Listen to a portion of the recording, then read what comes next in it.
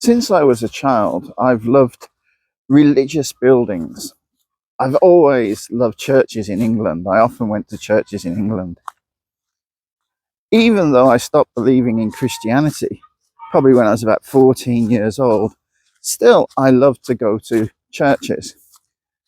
And not just the big famous ones. I quite like the smaller ones. They have a different kind of atmosphere.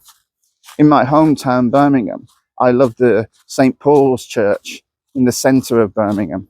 Very, very small church. Nothing like St. Paul's Cathedral in London. But to me, it is very, very special. And I loved it. Here in Kyoto, there are over 1,000 Buddhist temples and almost as many Shinto shrines. And I love to visit them. They're really interesting. But again, for me, the smaller ones have more atmosphere, have something special about them.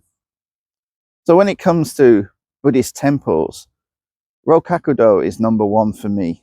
Very small, unique temple in the center of Kyoto. And for shrines, I love the Ebisu Shrine in Gion.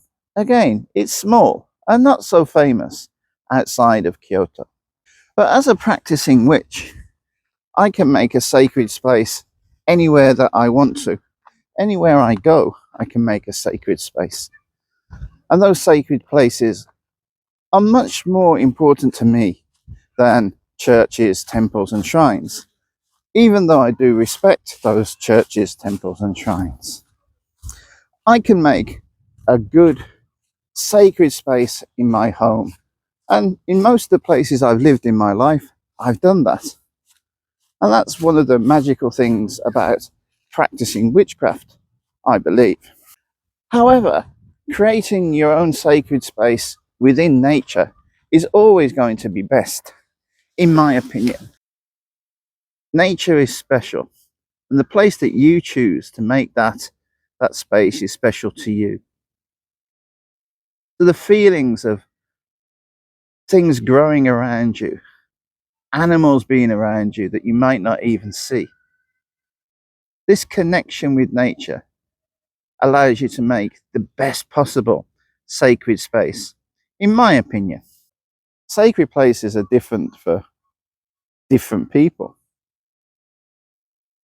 If going to a church or a shrine or a temple with a lot of people is good for you, then that's fantastic.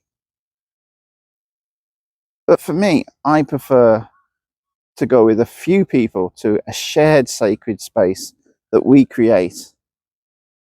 But always the best place, the most sacred for me, is out in nature by myself, in a space that I've created. And it's a very temporary space. It's just sacred for me and whatever's there at that time. And when I leave, it just becomes where it was again.